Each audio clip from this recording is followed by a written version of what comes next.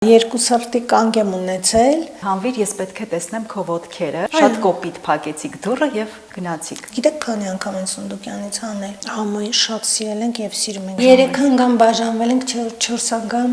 ամուսնացել պաստորը։ 4 անգամ ընտրել եք նույն մարդը։ Այո։ Ասում եմ, չէ, տխուր մարդ եմ, անհետաքրքիր։ Արմենը, փոխանակ ասեիր հարևանի մարդը։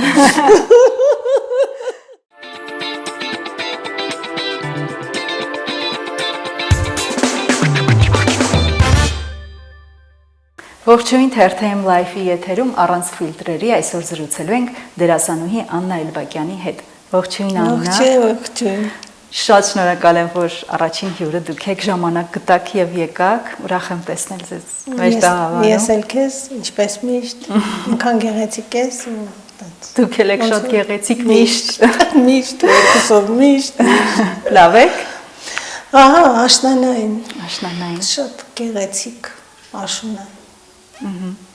Ուզում եմ մեր զրույցը սկսենք մի շատ հետաքրքիր պատմությամբ, որ տարիներ առաջ եք ինձ պատմել։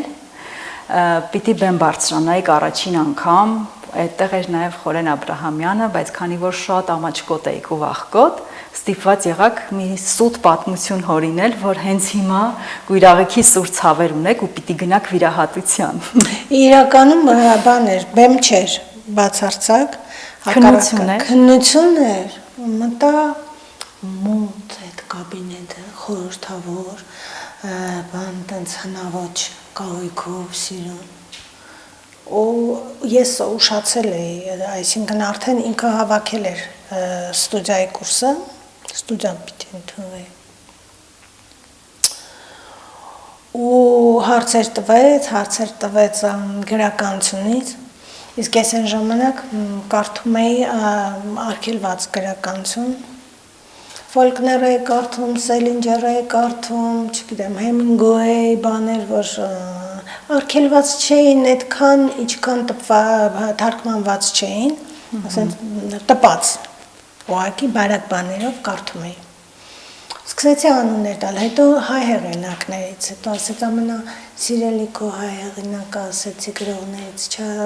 բանաստեղծներից Չարենց եւ Թումանյան, ասեց, էլ չեմ հարցեր տա,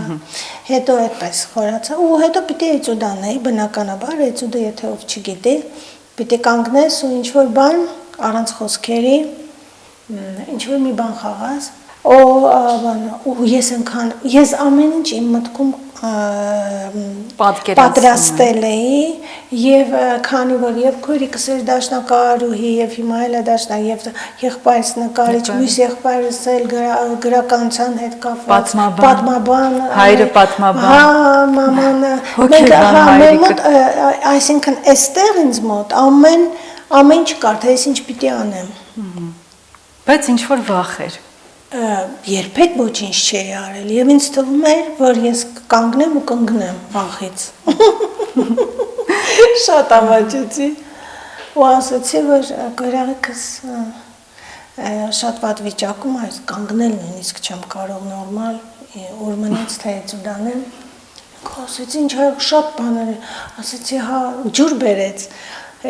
եւ ծնողներս դրսում էին սպասում ասաց դե լավ ոչինչ բան չկա, ես տենց խաղացի, որ ես շատ վատ եմ, հետո դուրս եկավ ասեց շտապ իրան տարեք հիվանդանոց, տարան հիվանդանոց, դա ես ինչ-որ քրոնիկ բաներ երևի ունեի, դրեցին ու կտրեցին գորաղիկս, քանի որ նման սուտը մեծ պատասխանատվություն է, քանի որ արվեստը զոհերա պահանջում հիմա գորաղիկս գնաց զոհ Այս պատմությունը ինչի եմ շատ սիրել, որովհետև ոչ թե ֆանտաստիկա այդ գույրաղիքի պատմությունը, այլ որովհետև ցույց եք տվել ձեր ինչքան իսկական եք ու անկեղծ։ Առանց դե հիմա էլ էս կեղծիքի մտածում ենք հիմա հուզվենք, չհուզվենք, ինչ անենք։ Հուզվելը միշտ կա, միշտ։ Որովհետև գիտեք չեն հուզվում մարդիկ, որոնք նախորոք ամեն ինչ պատրաստի է իրանց մոտ։ Դու կարող ես ունենալ այդ ուժը, որ դու գիտես, մի զորություն է գալիս, որ դու գիտես, բայց մինչև այդ միշտ վախտ, որովհետև կա նաև այդ զրոյից անելը, որովհետև դու գնում ես դեպի անհայտություն։ Եվ ինձ թվում է, որ կենթանի թատրոնը եւ արվեստը մեր երբ որ դու խաղում ես կենթանա, հիմա 0-ից, հիմա անելու ես այն, ինչ որ դու արդեն գիտես ինչ պիտի անես, դու գիտես կառույցը ոնց որ Շարլ Ազնավուրը ասել, որ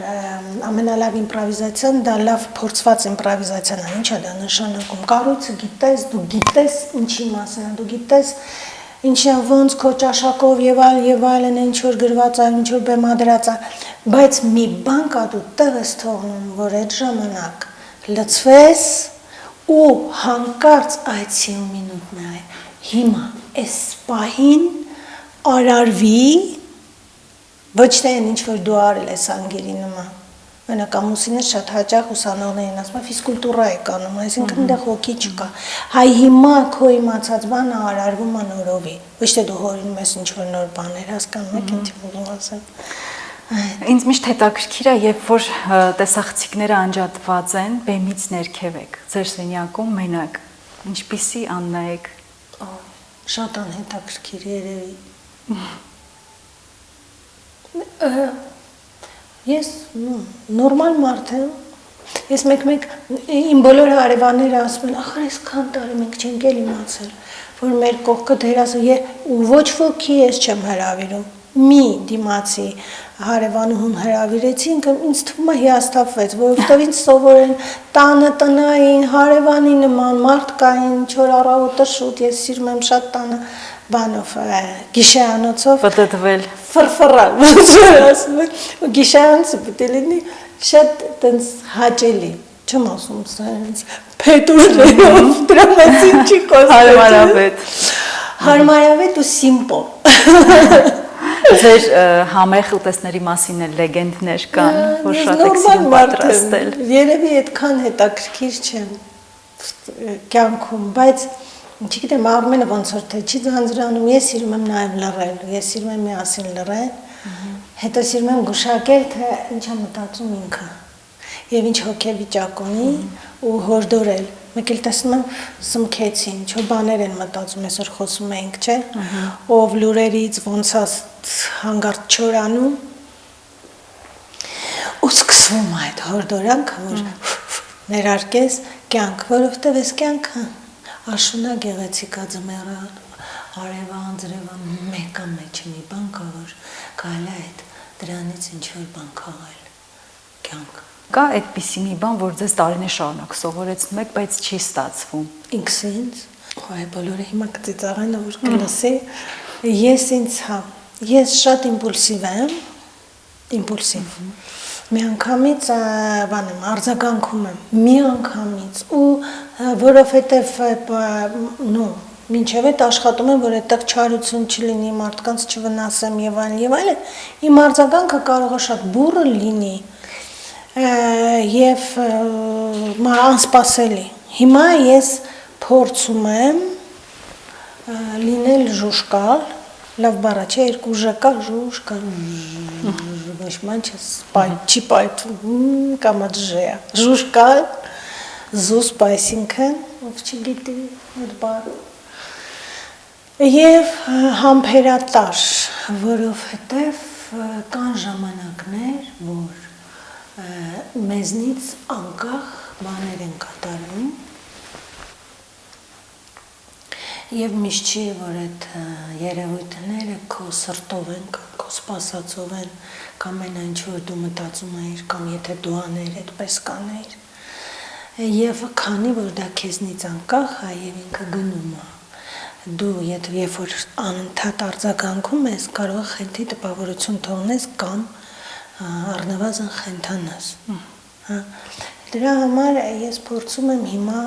ինձ դաստիարակել այդ ժուշկալության եւ համբերատարության մեջ։ Դա չի նշանակում, որ անտարբեր եմ եւ չի նշանակում, որ անմասն եմ։ Վերջ։ Ես որոշել էի ձեզ հին պատմություններ հիշեցնեմ այսօր, դրանցից մեկը տարիներ առաջ, երբ որ հիմա իրանք շատ հին են։ Ես նույնիսկ առաջ գիտեք, չէի քանի տարեկան եմ։ Արդեն շնորհակալություն, բայց դա այդպես։ Երևանի սիրուն աղջիկ Աննա Յուրապակյանն է։ Պատմություններ։ Դե հիշացրեք։ Երբ հայտնի ռեժիսոր Արնոլդ Աղաբաբովը ձեզ հրավիրեց նկարահանվել իր ֆիլմում, զրույցը սկսվեց մոտավորապես այսպես. «Հանվիր, ես պետք է տեսնեմ քո ոտքերը»։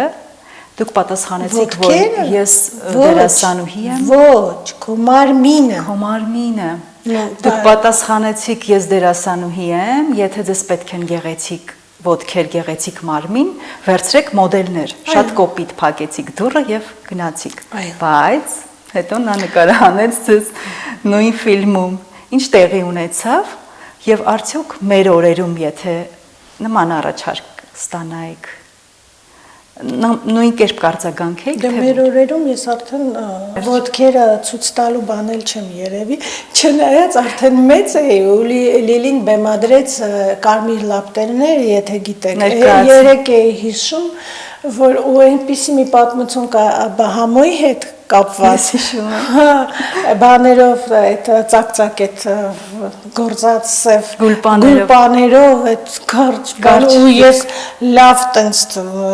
չաղացած ու չաղո էի խաղում,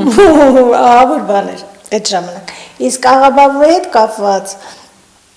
ես իրեն պատասխանեցի, ես այդ ժամանակ մինիով էի,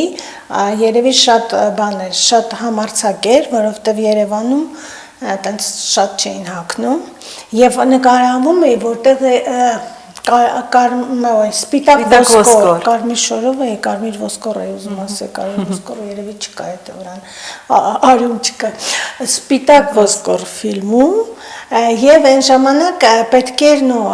Պանկրատով Չորնն էր նկարվում ինձ հետ գլխավոր դերում եւ հակառակը մի հատ ուրիշ sense քաղաքի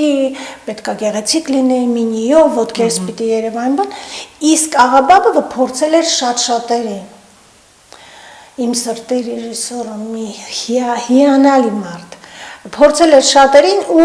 ուզում էր, որտեվ տեսել էր ինչ որ մի բան իմ մեջ տեսել էր, չնայած գյուղացիկին պիտի խաղայի, բայց ես էլ ասֆալտի վրա մեծացած, ոնց որ Սոս Սարգսյանը սիրում ասել, ասֆալտի վրա մեծացած մի աղջիկ,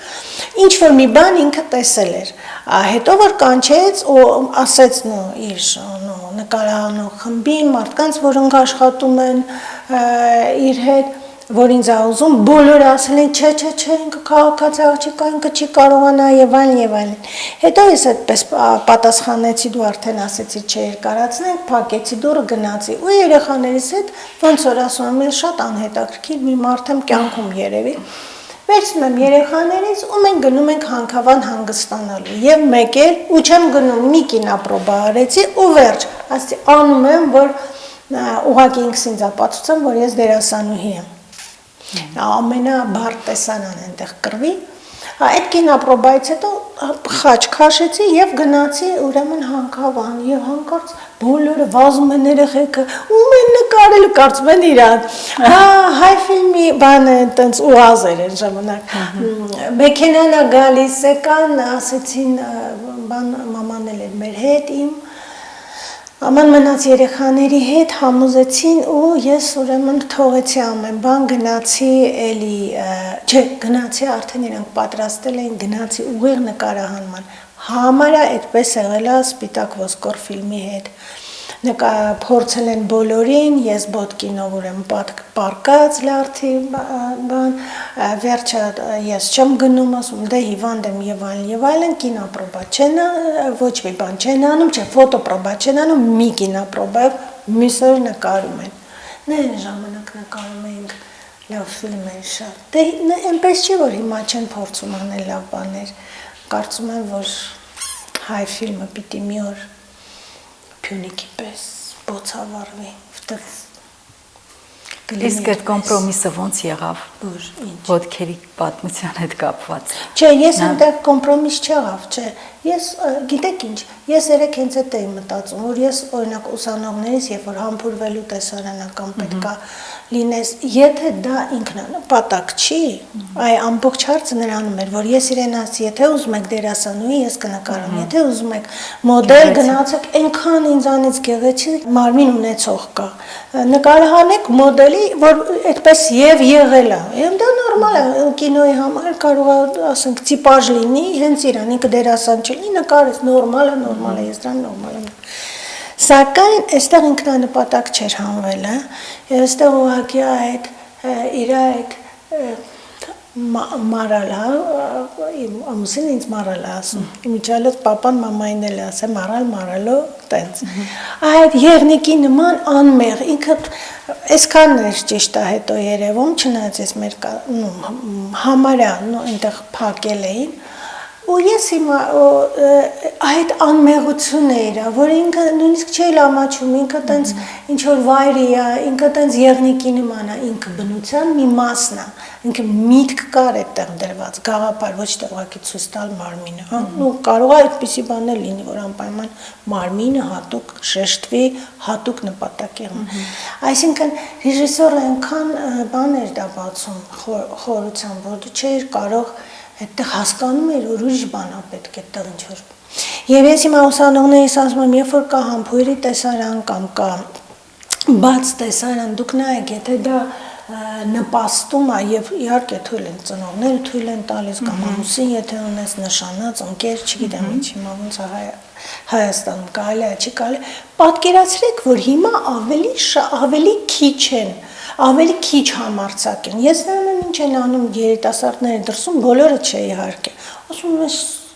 շատ համարձակ են, էլի օրինակ, բայց հենց գնում է խոսքը, ինչի մեր իրականությունն է տենց թե չէ, կինոյում կամ ներկայացման մեջ բան, դա դառնում է պատմություն, մեկ էլ հանկարծ դիրքավորվում են, մեզանում այդպիսի բան չի եղել, պետք է այս ֆիլմին, եւ դու ունես սրտիդ մեջ այդ սահմանը, որ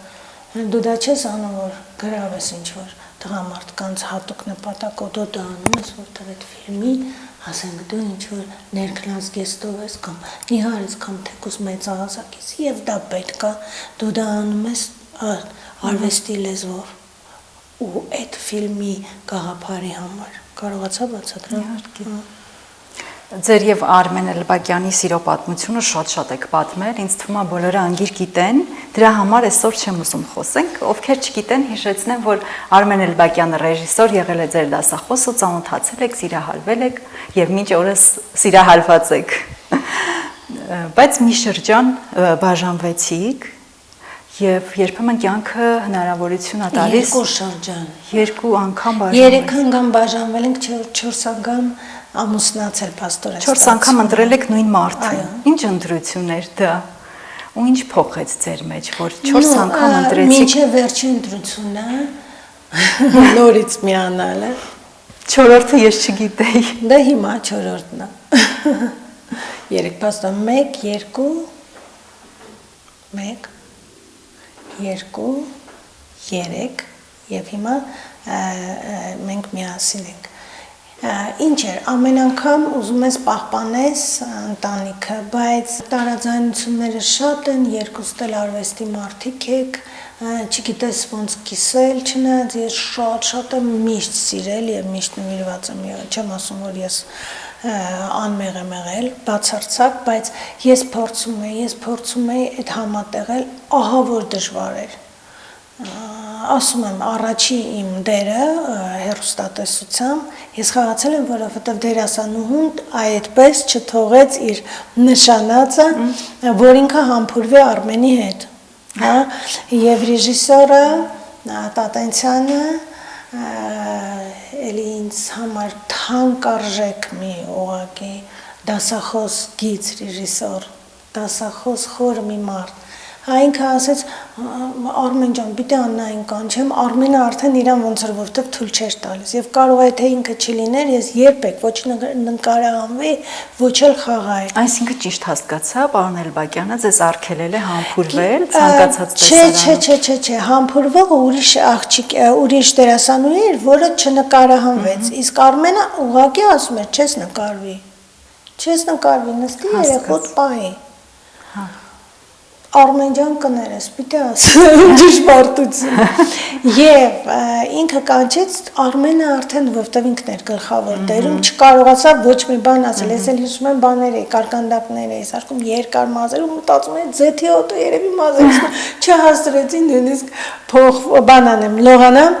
վազեցի ուրեմն ուղիղ նկարահանման հրապարակ, մենք արեցինք փորձ ու այդ իմ առաջի ու հիմա կայդ 6-րդ հարկը վերջը պատմություններ են դրա հետ կապված։ Ինչ եմ ուզում ասեմ, ամեն անգամ փորձել ենք, բայց վերջի անգամ եղել է մի հրաշալի բան, ես փոխվեցի, ես հիմա այն հարցը, որ ինչն է, որ դու անդադ քեզ ասում ես, դու պիտի այստեղ փոխվես, դու պիտի այստեղ քեզ զրպարտում եմ, պիտի սովորես դու սիրել, ներել, ոչ թե ուղղակի ներել, արձակել, այս մարդը իմ համար գոյություն չունի, ոչ, ներել ու փորձել սիրել, այս մի նոր շրջանը, երբ սուտը ուղղակի Եվ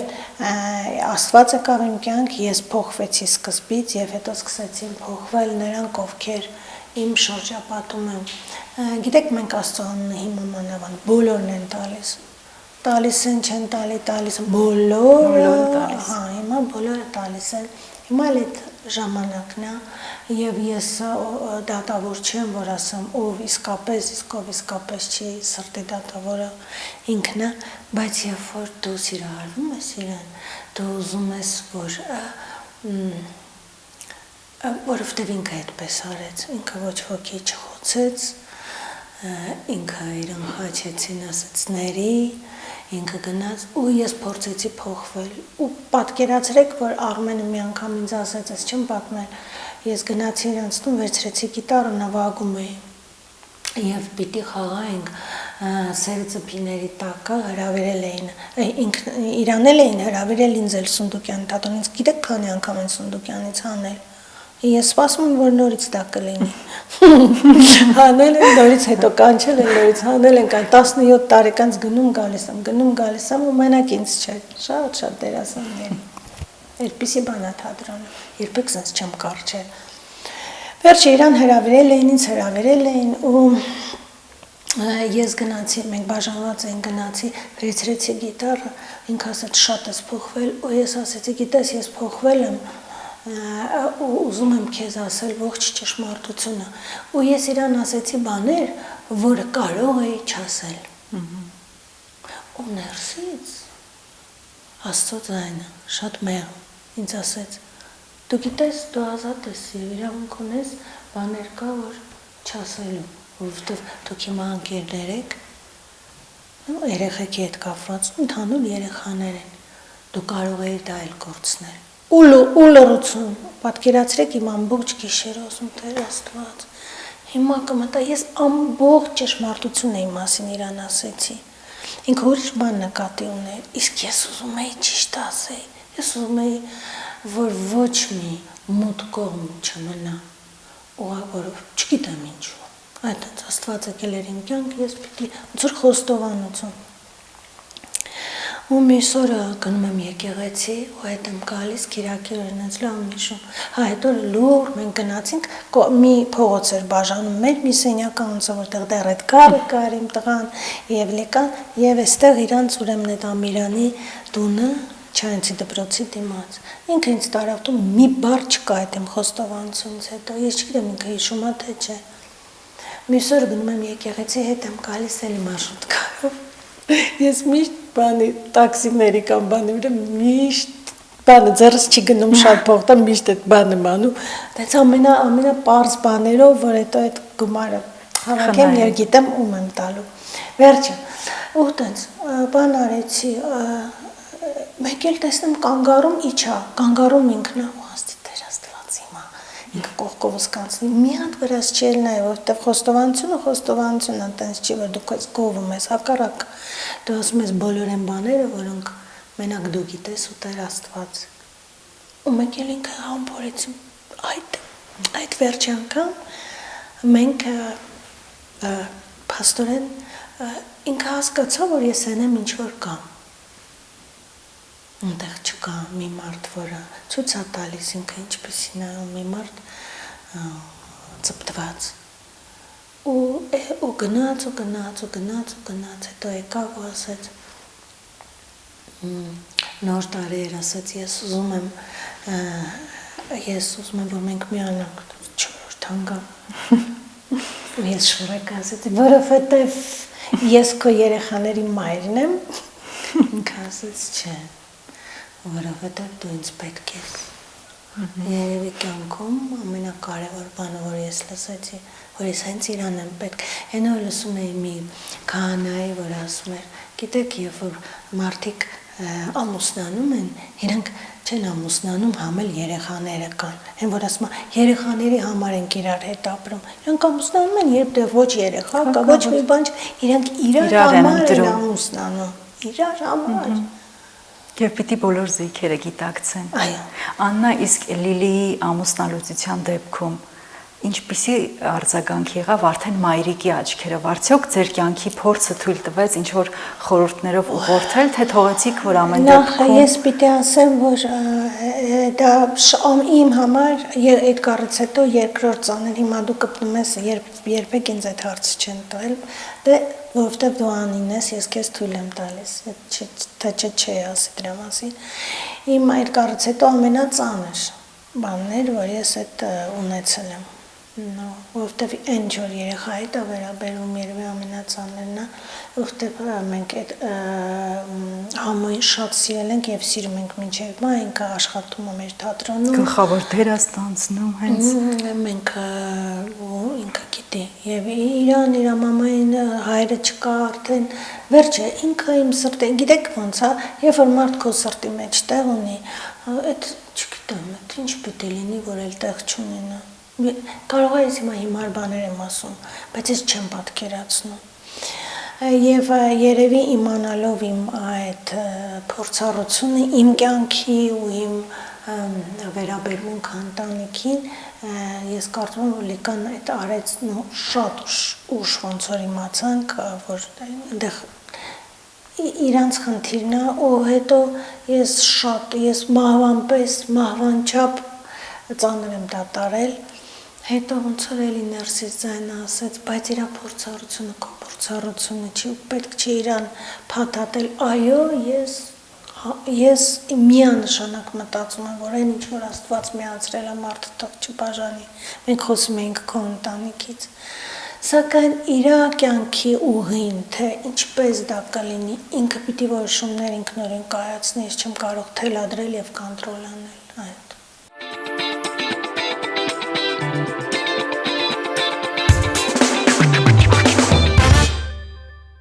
Գիտեմ, որ շատ ծանր կլինի, բայց անպայման ուզում եմ նաև Էդգարի մասին խոսենք,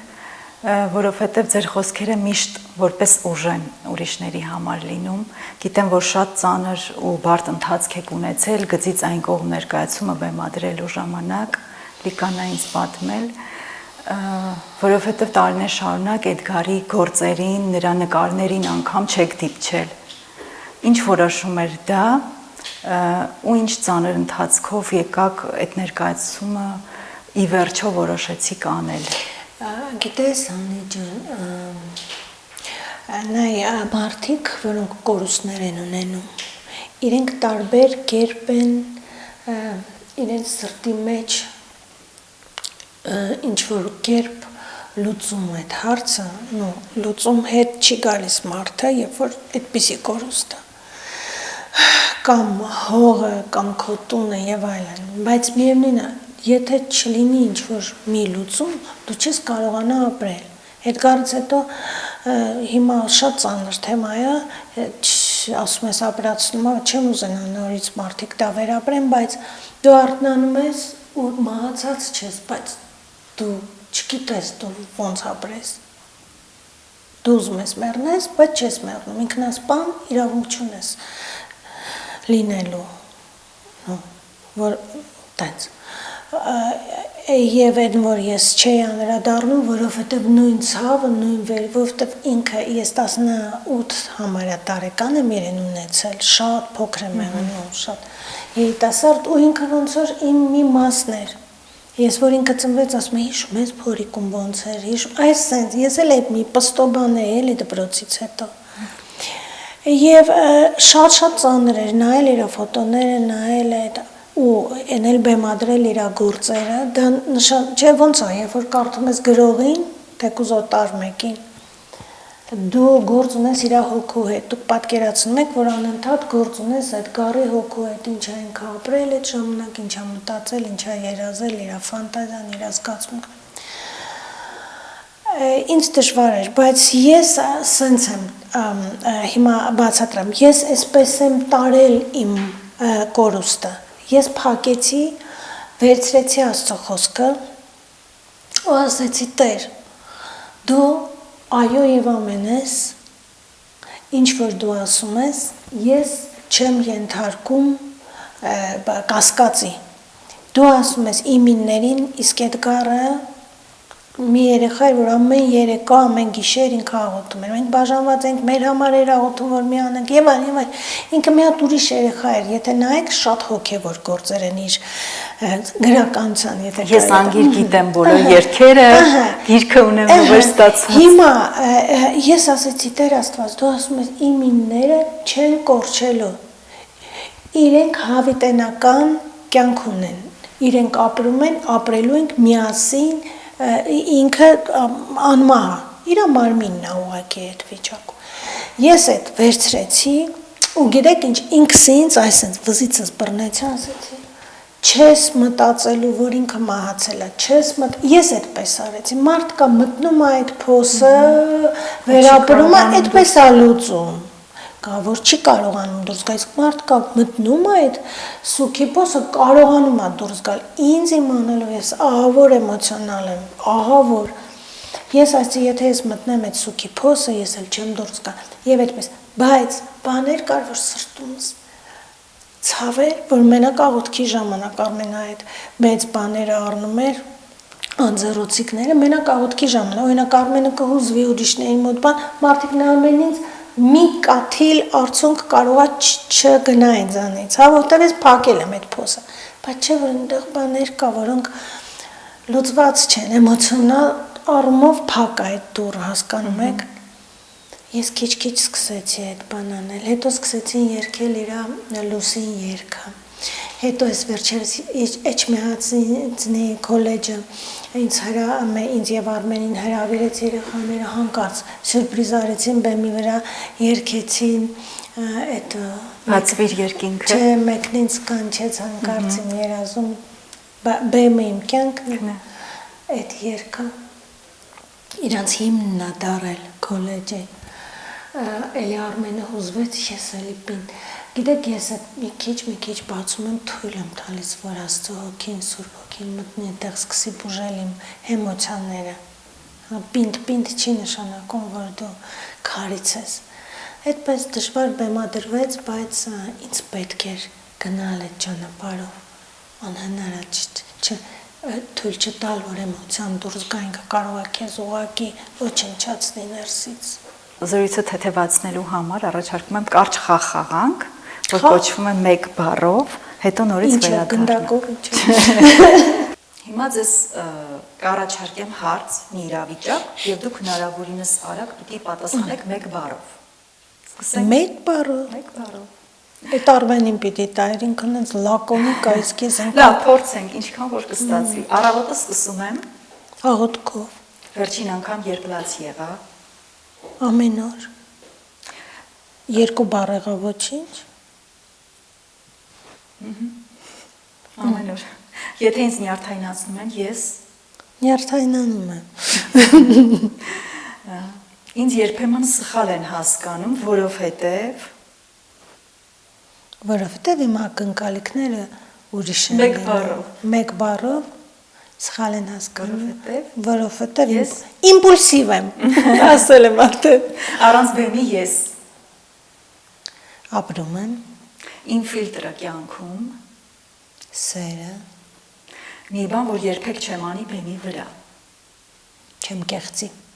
սոցցանցերում ես, դուք, չկա, անվախեմ երբ, բեմում եմ, ամենախենթ բեմադրիչը, Դե իհարկե Արմեն Էլբակյան, մեկ դերասան, ում հետ կուզեի բեմում լինել, 1 Հիմա Հա, ներկա փուլում ձեր կյանքի։ Նելիկոն Խերանյան։ Թող լսեն ռեժիսորները, ինչ որ հետաքրքիր բան բեմադրեն երկու գեղեցկուհիների մասնակցությամբ։ Բեմի ամենավատ պահը ամենավատ։ Ոյ, ոչ մի վատ չկա։ չկա։ Ինչն է ձեզ ամեն օր մոտիվացնում։ Արմենը։ Հարցերը այսքանն էին։ Ասում եմ, չէ, տխուր մարդ եմ, անհետաքրքիր։ Արմենը, փոխանակ ասա իր հարևանի մարդը։ Աննա, ես քիչ առաջ իմացա, որ ձեր կյանքում սրտի ինչ որ անբավարարություն է տեղի ունեցել, բայց որից հետո ժպտում եք, խոսում եք ու ոչ ոք դրա մասին չգիտի։ Չէ, այնպես չի, որ ոչ ոք չգիտի, դա չէ, չգիտեմ, կկտրեք, թե չեք կտրի, բոլոր դեպքերում, հա, երկու սրտի կանգ եմ ունեցել, նո, տենց գերհոգնածությունից, այդպես։ Բայց հիմա ես ճիշտն ասած ինքս էլ չի հասկանում, հիմա գնում եմ, չեմ գնում, երբ որ տանում էին ինձ հիվանդանոց։ Իրենց մտածում էի հիմա կհանդիպեմ իմ տիրոջը, հետո զգում էի, որ ինչ-որ նման չի դրան,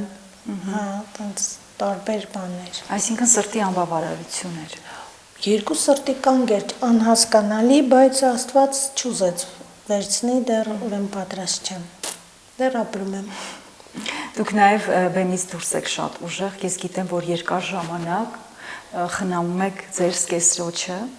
Խնամել եմ, հա, հիմա արդեն օգնում են, ով անկողնային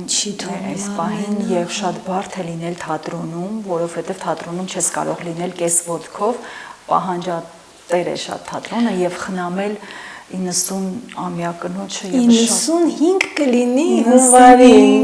այո։ Ո՞նց եք կարողանում։ Դժվար էր շատ, որովհետեւ միտքը իր հետ է։ Մի մարդ, որը ինքնուրույն չի Ձեր որոշումներ, թե իր ցանկությունը ավելի Իմ որոշումը, ես բոլորին բերում եմ ինձ մոտ, արդեն սովորել են, ով մի քիչ վատ է, իմ կողքը։ Նո, այդպես եղավ, որ գերհոգնեցի, հիմա արդեն գնում եմ, մենակ թատրոնը չի, եւ դաս եմ տալիս, եւ համաճեկները, վերջը։ Փառք Աստծուն, ամեն ինչ նորմալ է, ես ապրում եմ, վերջ, անցանք ես։ Թատրոնի հետ ո՞նց եք համատեղում։ Որովհետև թատրոնը շատ ժամանակ է տանում եւ խնամքը նաեւ Անի ջան, ես հիմա շատ չեմ խաղում, ես արդեն վաղուց շատ չեմ խաղում թատրոնում։ Դա էլ առանձին պատմություն է եւ Սունդուկյան թատրոն հնարավոր չի միշտ լինել, այսպես ասեմ։ Բայց խաղում եմ ժամանակ առ ժամանակ, իրենք պատասխանատու դերեր են, չեմ ասի գլխավոր, պատասխանատու դերեր են, հանդիսատեսը շատ լավ գալիս է եւ նայում է, հետո ինձ գրում է անընդմեջ, այդպես համատեղում եմ։ Եվ սիրում եմ շատ իմ խամաճիկների թատրոնը նաեւ։ Մի շրջան, երբ Արմեն Էլբակյանը նշանակվեց Սունդուկյան թատրոնի գեղարվեստական ղեկավար, ես չէի ուզում գնալ։ Ես գիտեմ, որովհետև բուռն գրքեր խոսակցություններ եղան, թեպետ այդ խոսակցությունները մինչև Պարոն Էլբակյանի գալը կային, որ Արմենին հիմա կտան գլխավոր ռեժիսոր, գեղարվեստական ղեկավար եւ այլն։ Հաղթահարեցիք այդ շրջանը, որովհետև գիտեմ դա շատ խանգարող է ստեղծագործող մարդու։ Դուք ինձ նել, թող ինձ ներեն բոլոր նրանք, ովքեր ես երիտասարդ ժամանակ արդեն փնտրում էի, ասում եմ, չէ, ոնց որ դաստիարակվել եմ այդ, ոնց որ այն գրականության վրա, որը մի քիչ ծուռ է, որը մի քիչ ավանգարդ է, որը մի քիչ համարձակ է, այսպես ասեմ, որ ոչ ստանդարտ տարբեր բաներ ինձ դուր են գալիս եւ քանի որ կար ինչ որ այն ժամանակ սովետի ժամանակ ծրագիր եւ տաբու եւ գաղափարախոսություն որ պետք է անպայման դա լիներ Դժվար էր այդպիսի բաներ բեմադրել, չնայած փրկեք մեր հոգիները, Ծատուրյանի բեմադրած ինքը սկանդալային ներկայացում էր եւ ես այնտեղ խաղում էի Անահիտ Աղասարյանն գրեի եւ սիրելի Ելենա Սերգեևնան եւ հետո ես դուրս եկա թատրոնից Խորեն Աբրահամյանն էր ղեկավարում, ես խնդրեցի, ասեցի, ինքը նույնիսկ զարմացավ, ասեցի ինչից ես դժգոհ, ես ասեցի ընդհանրապես նրա համար, որ ուզում եմ փնտրել նոր լեզու թատրոնում, եւ մենք գնացինք եւ բացեցինք միասին մետրո թատրոնը։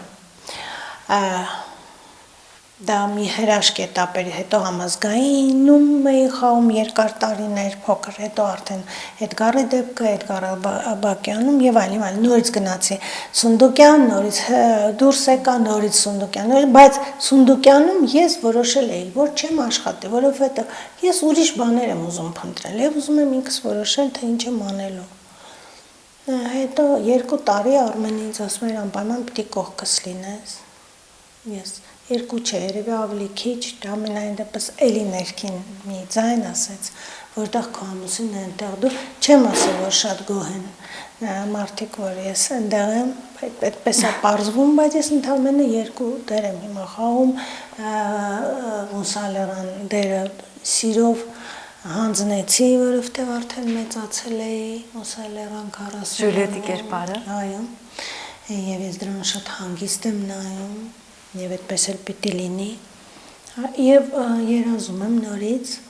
չնայած երազանքների մասին լավ չի խոսել, բայց երազում եմ նորից այդ փնտրտուքը սկսել այն վայրերում, որտեղ չկա այդ պրետենզիան, ով է խաղում, ով չի խաղում, այ դուք ասացիք թատրոնում ինչն է վատ, բեմում ամեն ինչն է լավ, բայց թատրոնում որ անմեղ մեղավոր ես դառնում, անիմաստ։ Ես խնդրեցի, որ դուք անկեղծ լինեք, բայց ես էլ պիտի անկեղծանամ, որպեսզի զրույցը երկուստեք անկեղծ լինի եւ ուզում եմ մի պատմություն պատմեմ, այդ պատմությունը իմ մասին է, բայց նաեւ ձեզ հետ կապ ունի, տարիներ առաջ շատ։ Վստահ եմ հիշում եք նկարեցի մի հաղորդում հեղինակային, դուք էիք հերոսուհի։ Շատ էսթետիկ ու հաճելի աուրայով հաղորդում ստացվեց եւ Երբ պիտի եթեր գնար, ռեժիսորը ասաց, որ ամեն ինչ շատ սիրուն է, դերասանուհին ուղղակի ֆանտաստիկ է, բայց չենք կարող եթեր տալ, որովհետև մի բարձ պատճառով, որովհետև այն դերասանուհուն ում դու նկարել ես, ինքը կենդանի է ու ամեն րոպե իրան սրճարանում կողքի կարող ենք տեսնել։ Ես շատ վիրավորված, համարյա նույն կոպիտ։ Չհասկացա ոնց սրճարանում կարող ենք տեսնել։ Կողքի սրճարանում նրան ամեն րոպե կարող ենք տեսնել, որովհետև ինքը հիմա կենդանի է։ Ես շատ զարմացա ու վիրավորվեցի ու նույն դուռը կոպիտ փակելով դուրս եկա, ոնց որ դուք աղաբաբվի դեպքում, բայց հետո տարիներ հետո տեսա նույն ռեժիսորին, ասացի, ինքը շատ զարմացավ, ասաց ես էլ միշտ չի որ ճիշտ եմ, հասկացա, որ սխալը հասկացել էր, բայց ինչ եմ ուզում ասել, ինչու մենք չենք կարողանում շատ հաճախ, մենք ասելով բոլորս, գնահատել մեր կողքի մարդուն, կենդանության օրոք, եւ շատ հաճախ կորցնելուց հետո ենք միայն գնահատում։ Հայկական ժողովրդական գնամերի արի սիրեմ, բայց պիտի իրար գնահատենք։ Ես օրինակ սիրում եմ բոլոր նրանց, ովքեր ինձ հետ աշխատում եմ բոլորին, որովհետև ամեն մեկի մեջ տեսնում ես մի բան, հիմա կարող է տրաֆարետ հնչեն ես խոսքերը, բայց դա իրոք տենց է, որ սովորելու բան կան, լինի երիտասարդ, լինի մեծ։ Մենք պիտի իրար գնահատենք, եթե չգնահատենք, մենք մեզ չենք գնահատում։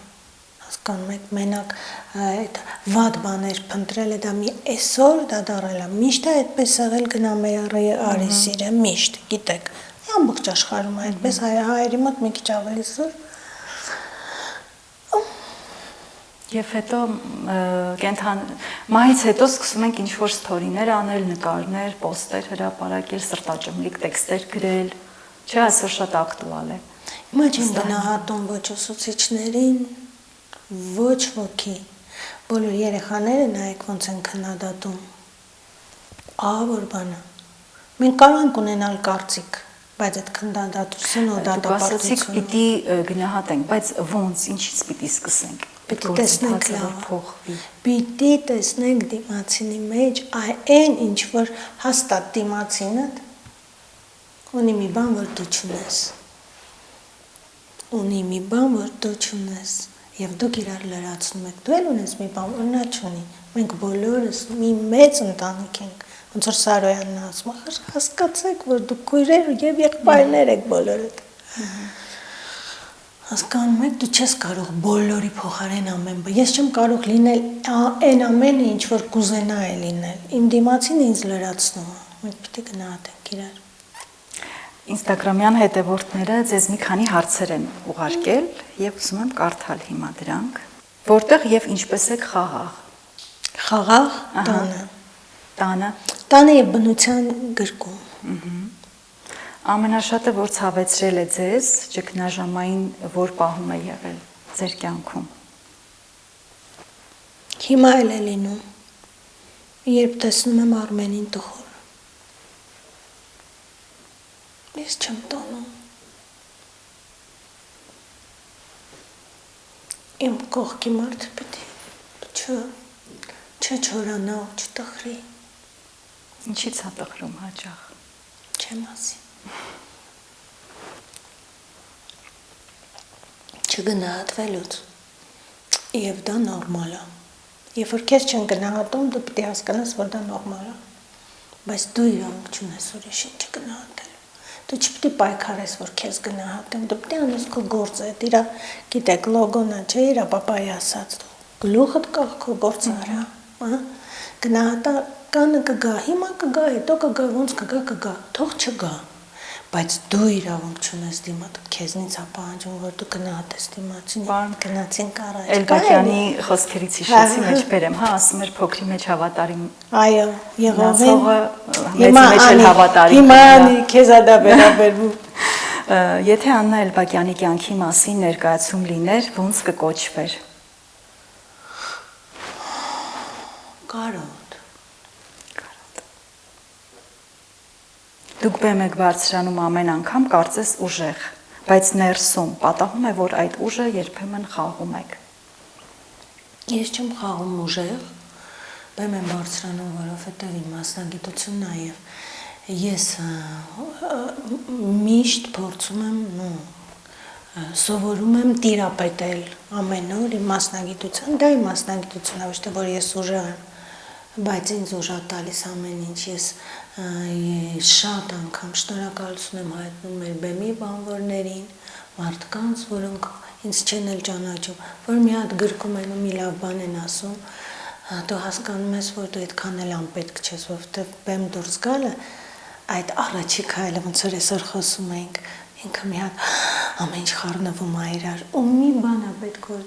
դու այնքան էլ վատը չես։ Ու իսկ հետո արդեն մասնագիտական քո հմտություններն են։ Ինձ մոտ այդպես է։ Ես վստահ եմ, որ մեր այսօրվա զրույցը ուժ կտա շատ շատերին, կյանքը նորից սկսելու, ավելի լավատես լինելու։ Շատ շնորհակալ եմ, որ անկեղծ եք։ Առանց ֆիլտրերի։ Առանց ֆիլտրերի։ Եվ վերջում Ես նորմալ չեմ, ախր ես վատ եմ տեսնում ու չեմ կարողանում քսվել։ Քսվեցվել։ Միշտ գտեցիք եք։ Մեր գործընկեր She-Beauty սրահի կողմից ձեզ ուզում եմ նվերքարտ տալ, որպեսզի գեղեցկանաք շատ հաճելի մթնոլորտում։ Շնորհակալ եմ շատ, ես Վստահ եմ կհավանեք նրանց յուրահատուկ մոտեցում։ Ես հաստատ կհավանեմ, որտեղ ինչ որ ես անում եմ, ահա որ եմ։ Շնորհակալ եմ շատ։ Հաղորդման գործընկերն է She-Beauty գեղեցկության սրահը, հասցե կորյունի 10, հեռախոս 091 20 82 56։